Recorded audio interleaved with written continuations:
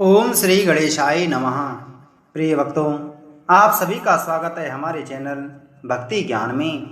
प्रिय भक्तों, आज हम सुनेंगे बुधवार की व्रत कथा। बुधवार का व्रत भगवान गणेश जी को समर्पित होता है। सौभाग्य प्राप्त करने और वाणी में मधुरता लाने के लिए यह व्रत किया जाता है। इस व्रत को करने से व्यापार में वृद्धि, बुद्धि की तीव्रता और पारिवारिक सुख शांति प्राप्त होती है।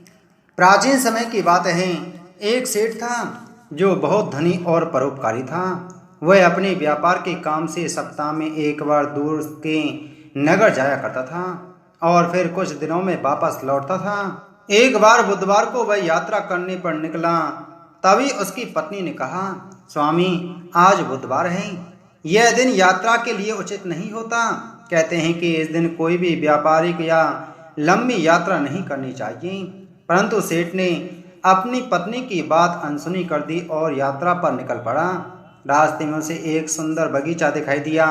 वहां एक तालाब के किनारे वह थोड़ा विश्राम करने लगा। इसी बीच उसने देखा कि एक राजकुमार और उसके सैनिक वहां आ पहुंचे। राजा ने सेठ को देखा और उससे पूछताछ की। जब राजा को पता चला कि सेठ एक व्यापारी है और बुधवार को यात्रा कर रहा है, तो वह मुस्कुराया और बोला, क्या तुम्हें ज्ञात नहीं कि बुधवार को यात्रा वर्जित है? यह दिन बुध देवता और भगवान गणेश जी को समर्पित होता है, जो व्यापार और बुद्धि के देवता हैं। इस दिन यात्रा करने से हानि होती है। सेठ यह सुनकर चिंतित हुआ, परंतु अब क्या हो सकता था। उसी समय राजा के दरबारियों ने उसे पकड़ लिया और कहा, यह व्यक्ति जो हमारे राजा जैसा दिखता है, यह कहीं वेश बदलकर कुछ गलत कार्य तो नहीं कर रहा। सेठ ने लाख समझाया कि वह एक व्यापारी है, पर किसी ने उसकी बात नहीं मानी। उसे बंदी बना लिया गया और राजमहल ले जाया गया। राजा की रानी ने जब उसे देखा तो वह भी चकित रह गई, क्योंकि वह हूबहू राजा जैसा ही लग रहा था। अब राज में भ्रम फैल गया कि असली राजा कौन है। तब एक वृद्ध महात्मा ने कहा, यह सब बुद्ध देव की माया है। बुधवार को यात्रा करने के कारण यह व्यापारी इस विपत्ति में फंस गया है। फिर राजा ने सबके सामने प्रार्थना की, हे बुद्ध देव, हे भगवान गणेश जी, यदि यह व्यक्ति निर्दोष है और आपकी कृपा प्राप्त करना चाहता है तो इसकी स्थिति स्पष्ट करें। कुछ ही क्षण में आकाशवाणी हुई, यह व्यक्ति निर्दोष है, इसने बुधवार को यात्रा की है, इसी कारण इसे संकट में डाला गया। भविष्य में यह ऐसा नहीं करेगा, इसे मुक्त करो। यह सुनते ही सबने सेठ को छोड़ दिया और उसे सम्मान के साथ विदा किया गया। सेठ ने बुधवार का उपवास किया, बुद्ध देव से क्षमा मांगी, भगवान गणेश जी से क्षमा मांगी और प्रण किया कि वह कभी बुधवार को यात्रा नहीं करेगा और बुधवार को हमेशा व्रत करूंगा।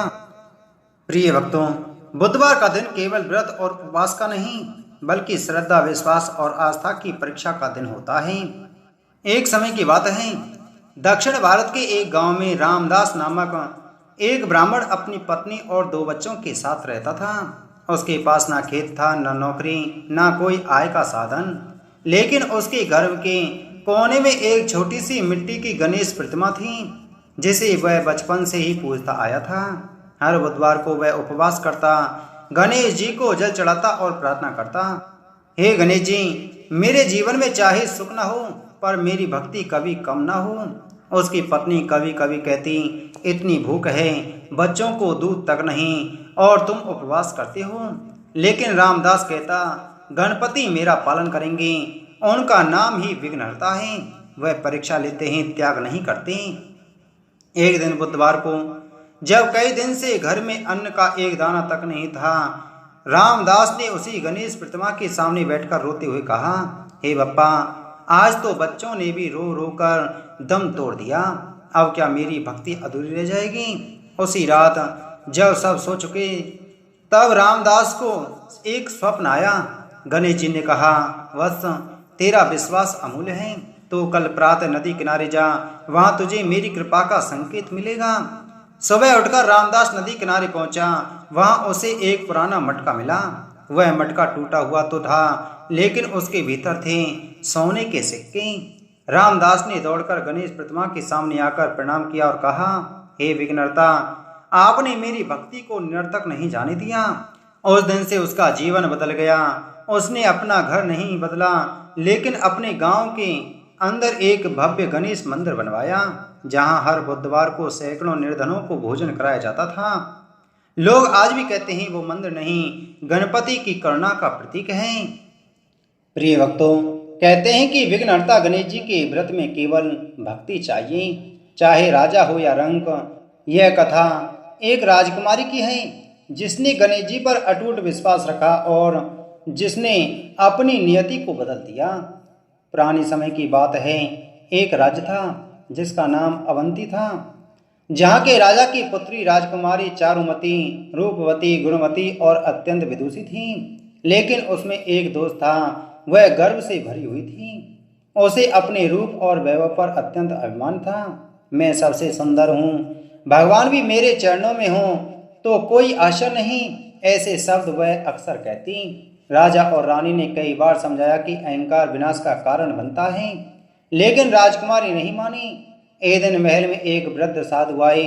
उन्होंने कहा, राजकुमारी, तुम रूप में धन्य हो, लेकिन अपने अहंकार को गणेश व्रत से शांत करो। प्रत्येक बुधवार को व्रत करो, तभी तुम्हारा सौंदर्य और भाग्य स्थायी रहेगा। राजकुमारी ने हंसकर कहा, मैं गणेश व्रत करूं, मैं तो स्वयं देवी स्वरूप हूं। साधु चले गए और फिर शुरू हुआ गणेश जी का चमत्कार। उसी सप्ताह बुधवार को जब राजकुमारी दर्पण देख रही थी, अचानक उसका चेहरा काला पड़ने लगा, नयन झुके, रूप फीका पड़ गया और शरीर दुर्बल हो गया। राजवैद्य बुलाए गए, लेकिन कोई उपचार सफल न हुआ। राजमहल में संकट छा गया। तभी एक दिन वही वृद्ध साधु फिर आए और बोले, हे राजकुमारी, यह सब तुम्हारे अहंकार और गणेश व्रत का अपमान करने का फल है। अब भी समय है, श्री गणेश जी से क्षमा मांगो, व्रत करो और अपने रूप को वापस पाओ। अब राजकुमारी का घमंड चूर हो चुका था। वह रो पड़ी, हे श्री गणेश, मुझे क्षमा करें। अब मैं हर बुधवार को आपका व्रत करूंगी और कभी अहंकार नहीं करूंगी। राजमहल में बुधवार को व्रत आरंभ हुआ। गणेश जी की मूर्ति स्थापित की गई।